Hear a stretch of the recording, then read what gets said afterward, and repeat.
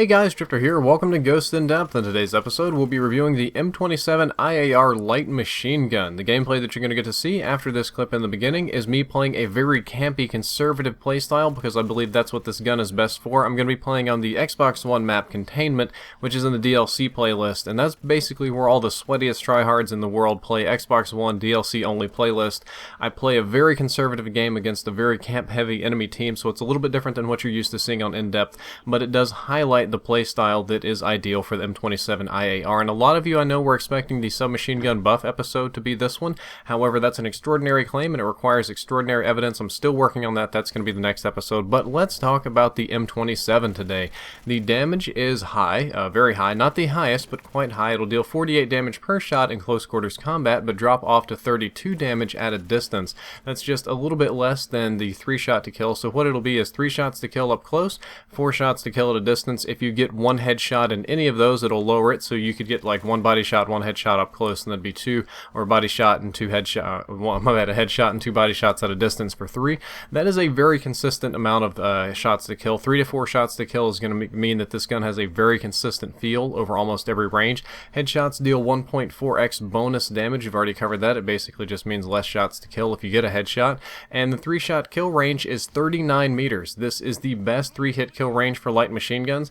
This is better than the Amelie, better than the chainsaw, better than everything else that we've got going on, better than all of the assault rifles too. This gun has an excellent 3-shot kill range. Rate of fire is somewhat average for the light machine gun class at 705 RPM. It's not as fast as the chainsaw or the LSAT, but it is faster than the Amelie. It comes in right in the middle of the pack. Nothing too special about it. It'll fire kind of like one of the slower assault rifles like an AK or an R5 or something like that. It'll have a very similar feel because of the very consistent time to kill, low number of shots, and moderate rate of fire. It's got a moderate time to kill at all ranges, and a lot of times you would think that's a bad thing to have a moderate time to kill, so I put the at all ranges. It's got essentially the same time to kill up close as it does far away, so it will be a very consistently killing weapon, and at long ranges it will by far surpass most of the assault rifles and many of the other light machine guns. The number one thing that this weapon has going for it is its recoil. It has the lowest recoil in the light machine gun class. It has a slightly precise recoil. It does kick up and to the right just a little bit, but it is a low recoil, even lesser with the foregrip. I have no issues with the recoil on this weapon. It's very easy to master, very easy to control, and you will have very, very few problems learning how to aim with this weapon. That is its number one thing. This is, we'll say, the ACR. This is the, well, like the Black Ops M27. This is the M27 again. It's just naturally a very accurate weapon for its class. It does, however, have dreadful hipfire accuracy. The hipfire accuracy is very, very poor. Like all of the other light machine guns, it's very wide. If you get in people's face, you can spray them. At close ranges, if you go prone and just hose or spray and pray, depending on how hard you pray, it might work, but it's really not an ideal tactic. You don't want to hipfire unless you're truly desperate.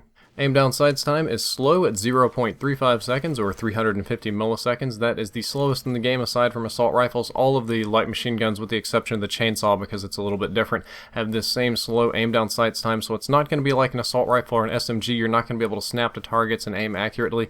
On this particular class, I am not running quick draw, and I'm doing that for a reason, so you will see just how slow this can be. Speaking of slow, we're going to drive this slow home. This is like the whole slow section of the episode, not well, minus how fast I'm talking. It has an 80% move speed, just like the Amelie. This is extremely slow. This is like carrying around the Maws. This is like running around with a riot shield. This makes you the slowest moving character on any map, no matter what. I mean, other people's sprinting speed, walking speed is going to be as fast as your sprinting speed. You are not a very mobile character when you have this light machine gun. That's why in my class, I actually put agility on it to give me a little bit of extra mobility. As expected, the reload time is quite slow, but for light machine guns, it's not too bad. Your empty reload, if you burn all of your bullets, is 5.6 seconds for the whole animation. A full reload, if you save one in the chamber, is 4.8 seconds, but if you're like me and you reload cancel by sprinting or a quick YY or whatever, it's 3 seconds. 3 seconds is still really slow on the reload. A lot of people like putting sleight of hand on this weapon and changing the drum mags out really fast. Thankfully, it's got 100 rounds in the magazine. That's a really big benefit to you, so you won't really have an issue with ammunition too much. If you run extended mags, you'll get 150, but as long as you go somewhat conservative on your 100 and you don't spray too hard and you keep track of it, you should be able to kill multiple enemies, take your time, and reload in a very safe location, but just make sure that you're safe because once you start reloading, it'll take a long time to finish. The iron sights are the most subjective and hotly debated part of in-depth on almost every episode, but on this particular weapon I find the iron sights to be quite good. I can use them with or without a silencer, muzzle brake, flash suppressor, any of that sort of stuff. I don't normally gravitate toward optics on the M27. If I were going to put some optics on this weapon, it would probably be the thermal hybrid sight, but I'm very comfortable with the iron sights. They're very clear, they're not very obtrusive, I can track enemies easily, they don't kick up in the way. I have no problems with this, so that's why I'm going to use the iron sights, and that's why I'm recommending them for my class build later on. Wall banging penetration is very high. You can shoot through walls pretty easily. If you put armor penetrating rounds or AP rounds on this, armor piercing, not penetrating, my bad, it basically turns the whole map into cardboard and you just feel like you're shooting through paper everywhere, so I didn't really find that to be a necessary attachment. Overall, this is a very versatile light machine gun with very few weaknesses. You won't find many things wrong with the M27. You might not like it, it might not be the strongest gun, but it doesn't have too many critical weaknesses, and it does have one major strength. That strength is that it is a very accurate light machine gun. It kicks very, very little, and when you put the foregrip on it, we're essentially making a laser, and that's where I think the gun really shines.